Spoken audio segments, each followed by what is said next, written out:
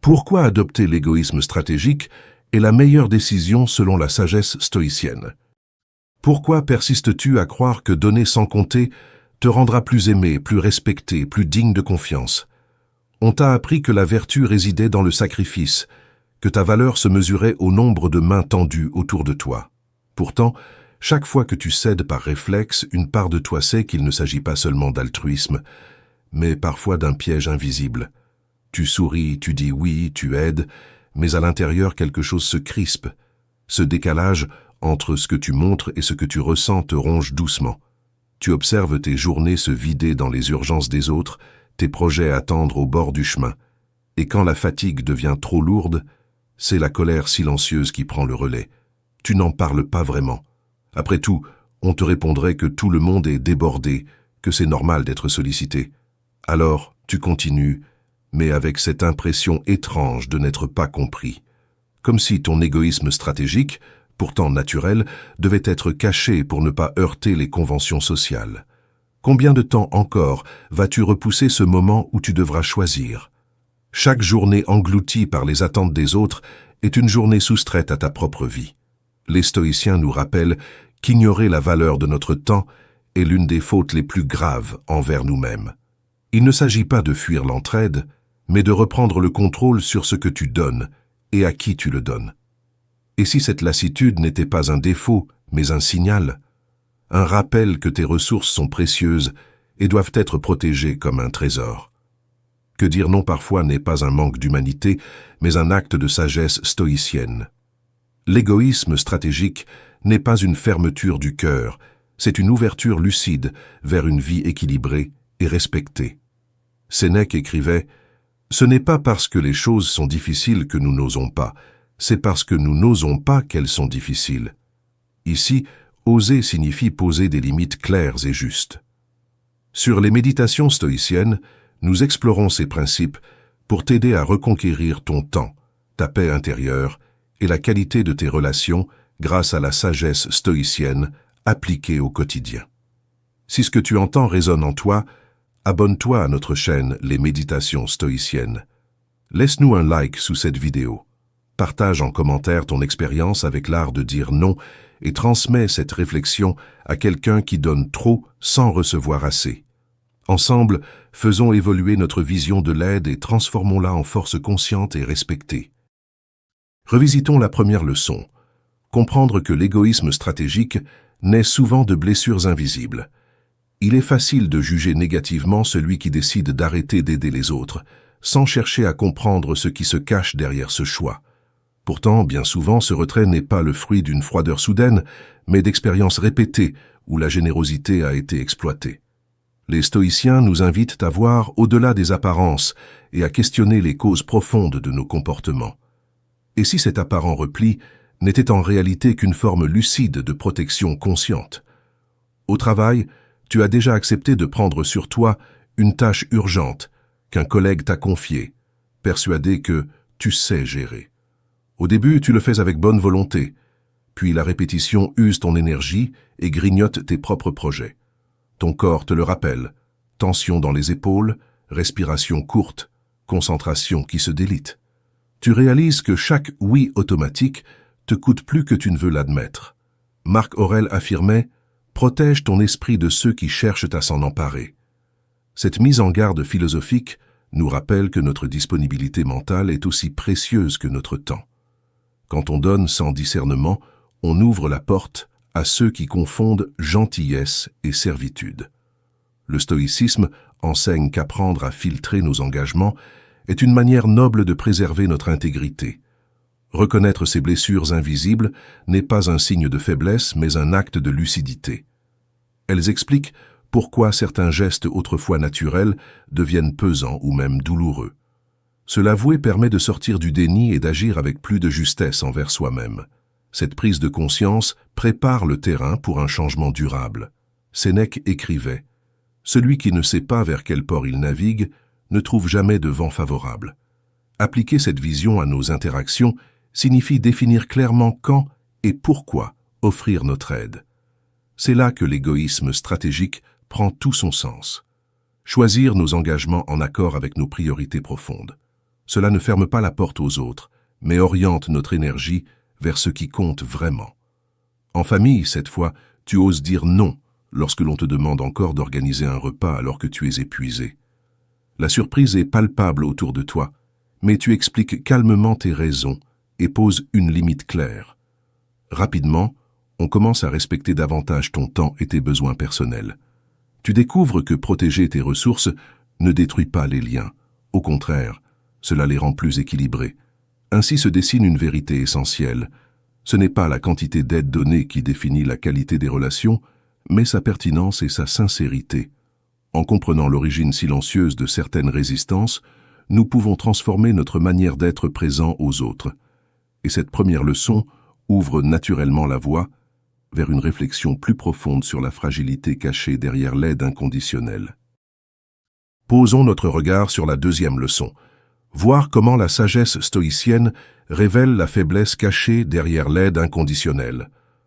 On pense souvent que soutenir sans compter est une preuve absolue de bonté, mais la sagesse stoïcienne nous invite à interroger cette idée.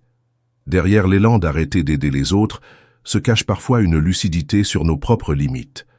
Si donner sans filtre semble noble, cela peut aussi masquer une incapacité à protéger ce qui nous est précieux, notre énergie et notre temps. La véritable question devient alors, est-ce vraiment de l'altruisme si, en aidant, on s'épuise soi-même? Dans un bus bondé, tu remarques un inconnu qui peine à porter ses sacs. Ton réflexe est d'intervenir, mais au moment de te lever, ton dos douloureux te rappelle tes propres besoins. Tu hésites, partagé entre ton désir d'aider et la conscience de ton état physique. Ce léger malaise te montre que même les gestes simples peuvent avoir un coût invisible. Épictète expliquait « Ce n'est pas ce qui t'arrive qui compte, mais la manière dont tu y réagis. » Ici, la réaction ne se mesure pas seulement en action immédiate, mais en discernement.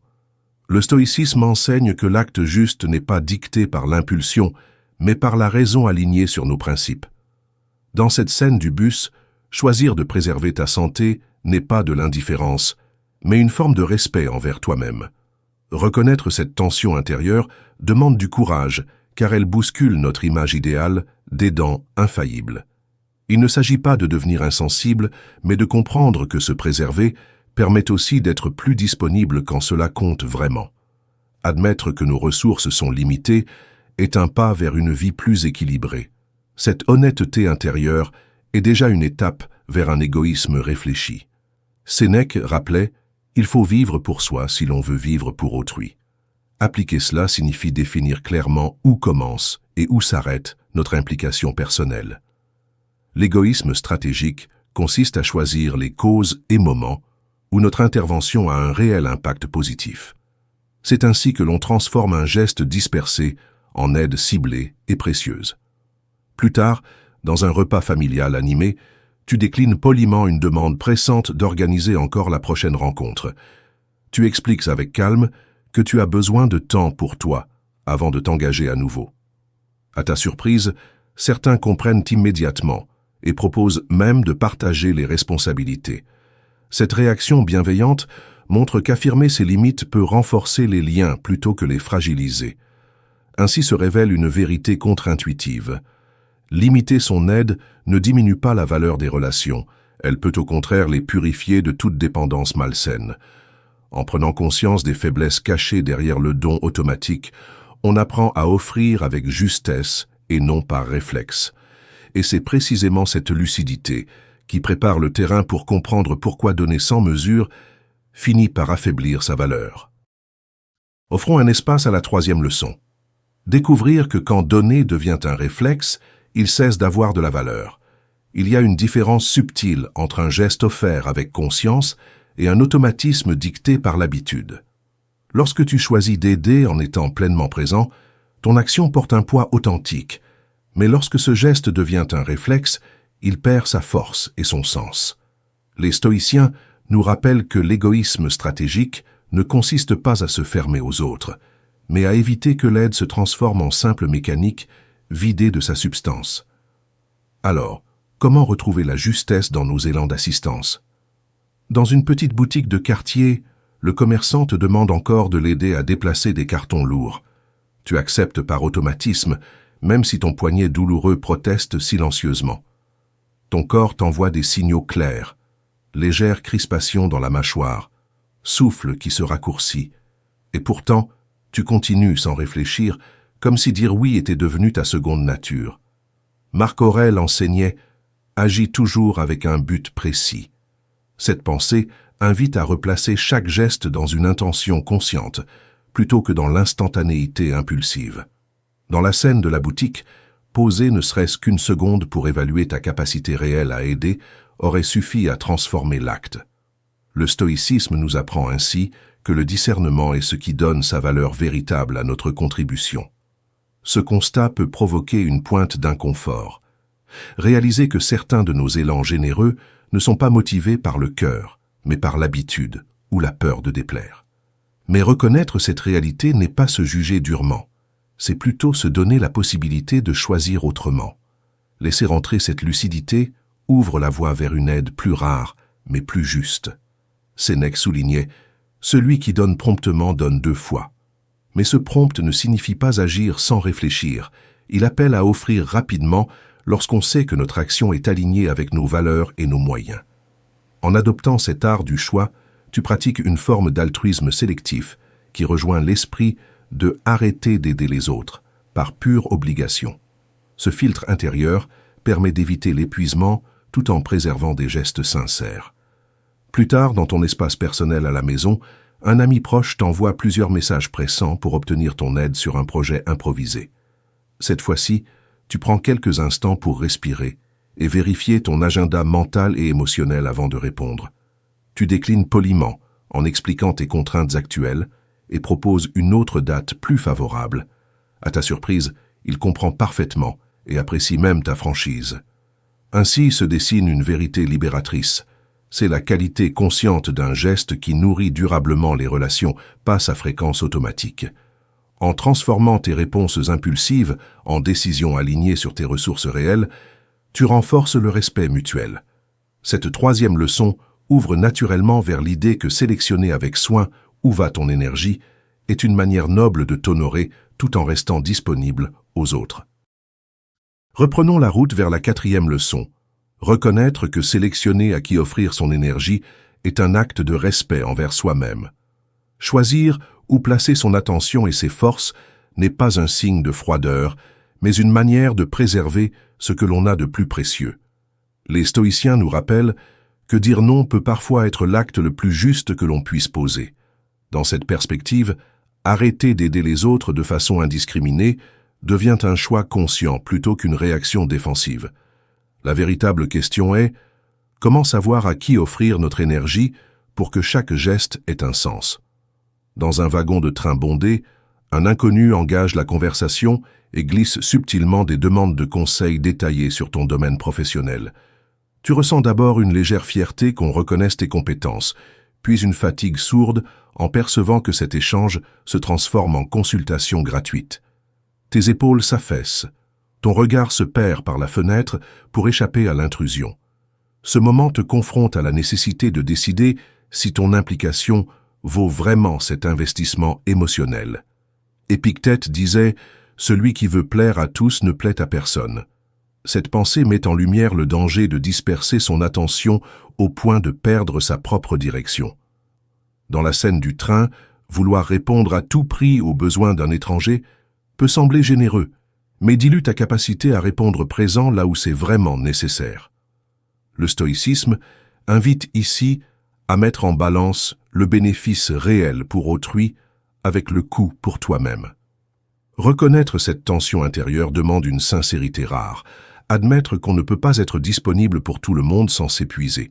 Il ne s'agit pas d'ériger des murs, mais de poser des filtres clairs, comme on protège une source fragile pour qu'elle continue à couler longtemps.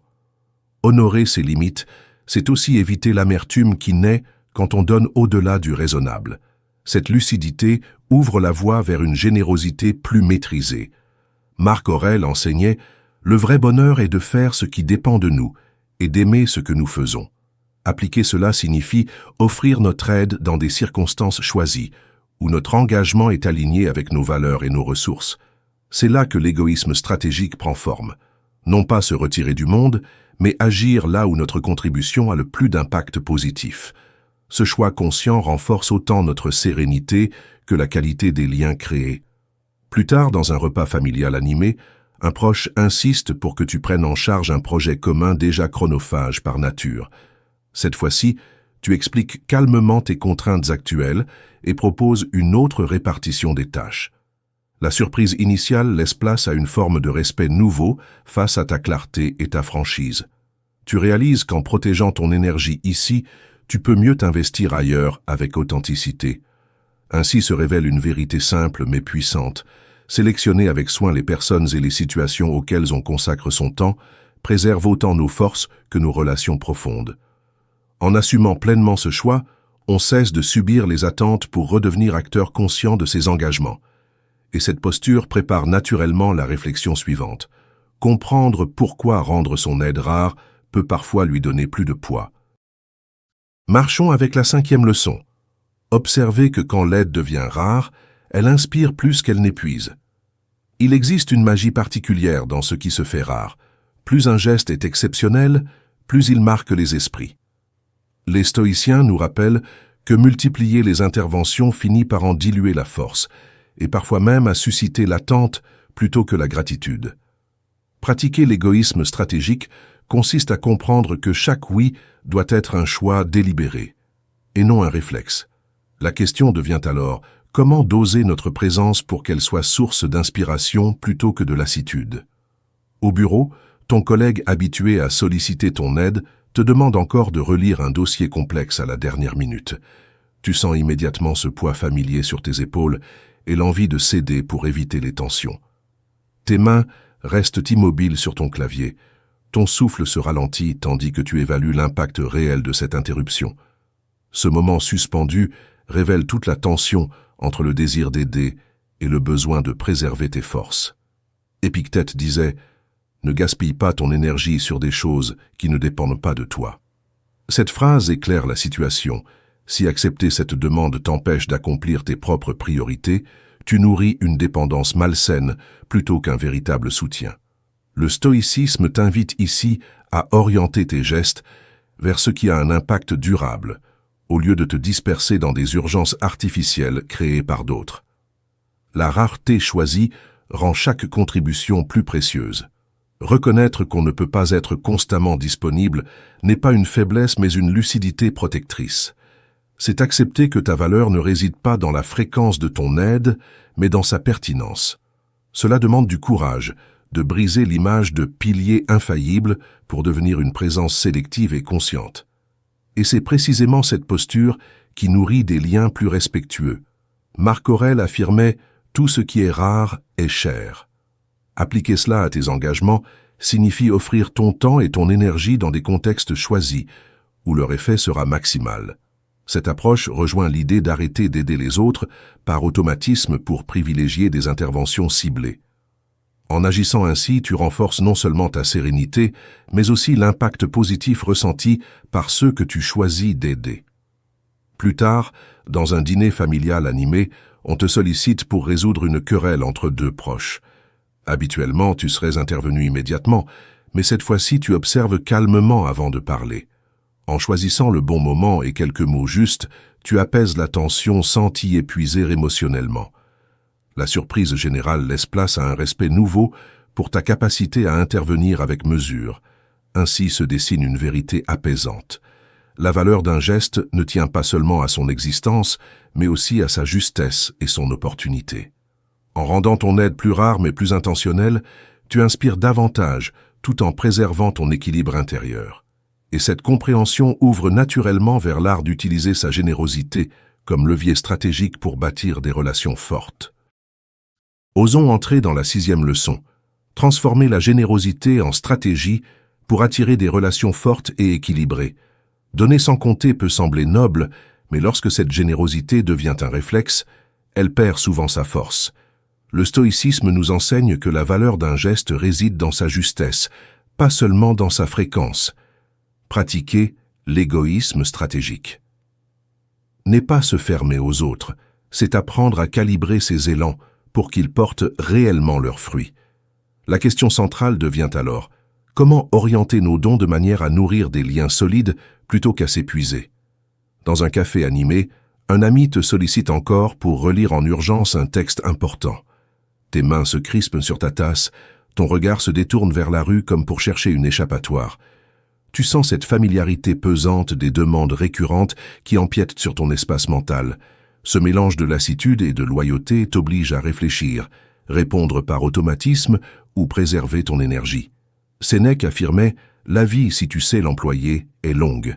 Cette phrase rappelle que chaque instant donné doit être choisi avec discernement si l'on veut bâtir quelque chose de durable. Dans la scène du café, céder par habitude entretient une dynamique déséquilibrée où ta disponibilité devient acquise plutôt qu'appréciée. La sagesse stoïcienne invite à offrir avec intention afin que l'aide conserve tout son impact. Il est naturel de ressentir une pointe de culpabilité en refusant une demande directe, surtout lorsqu'elle vient d'un proche. Mais cette retenue n'est pas une marque d'indifférence. C'est un acte de lucidité qui protège ta capacité à donner là où cela compte vraiment. En plaçant tes ressources au bon endroit, tu honores autant tes besoins que ceux des autres. Marc Aurèle enseignait « L'âme se teinte des couleurs de ses pensées. Orienter ses pensées vers des choix alignés permet d'éviter que la générosité devienne une servitude déguisée. » Cela rejoint l'idée de m'arrêter d'aider les autres, systématiquement, pour privilégier des interventions ciblées et significatives. En filtrant ainsi tes engagements, tu transformes ton aide en levier puissant au service de relations authentiques. Plus tard, lors d'une réunion familiale, on te demande spontanément de gérer toute l'organisation d'un événement commun. Cette fois-ci, tu proposes calmement une répartition claire des tâches afin que chacun participe selon ses moyens. La surprise initiale laisse place à un respect nouveau pour ta capacité à poser des limites tout en restant impliqué. Ce changement subtil renforce la qualité du lien plutôt que de le fragiliser. En fin de compte, transformer la générosité en stratégie revient à comprendre qu'aider moins souvent mais mieux crée plus d'impact et moins d'épuisement. C'est ainsi que se bâtissent les connexions humaines durables, sur la base du respect mutuel et non de l'exploitation tacite. Et cette lucidité ouvre naturellement vers l'art ultime du stoïcisme, savoir dire non comme on protège un bien précieux. Éclairons la 7e leçon. Trouver dans l'art de dire non la clé d'une liberté intérieure durable. Dire non est souvent perçu comme un acte égoïste, mais dans la perspective du stoïcisme, c'est parfois l'expression la plus pure de respect envers soi-même. Pratiquer l'égoïsme stratégique revient à comprendre que chaque refus bien placé est une affirmation de nos priorités profondes. La sagesse stoïcienne nous interroge. À quoi dis-tu oui lorsque tu n'oses pas dire non? Cette réflexion ouvre la porte à une libération qui ne repose pas sur l'isolement, mais sur le choix conscient. Dans un échange avec un collègue au travail, il te demande une fois de plus de terminer sa partie d'un projet en retard. Tu sens ta mâchoire se contracter et ton regard chercher une échappatoire vers la fenêtre. Un mélange de lassitude et d'agacement monte en toi, accompagné d'une tension dans la nuque. Ce moment précis cristallise ce dilemme universel. Céder pour éviter le conflit ou poser une limite claire. Épictète expliquait « Personne n'est libre s'il n'est pas maître de lui-même ». Dans cette scène professionnelle, accepter encore alimente une dynamique où ton temps est traité comme extensible à volonté.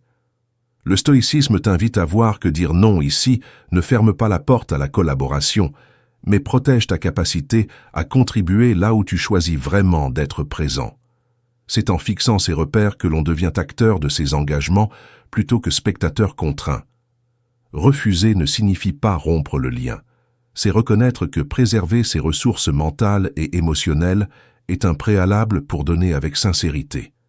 Cette introspection demande du courage car elle bouscule notre image d'individu serviable et toujours disponible.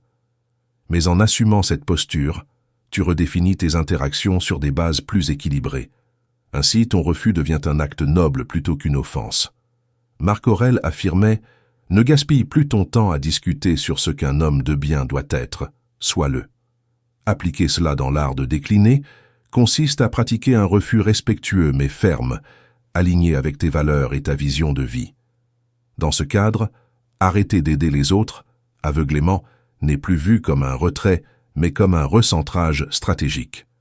Dire non devient alors un geste qui préserve autant ta paix intérieure que tes relations authentiques.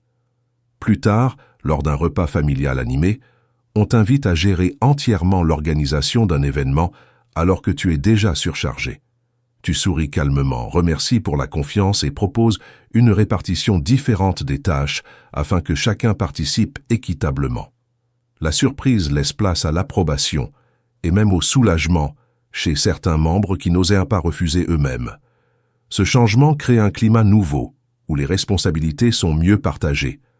En définitive, apprendre à dire non avec justesse est une clé maîtresse pour bâtir des liens fondés sur le respect mutuel, plutôt que sur l'épuisement tacite.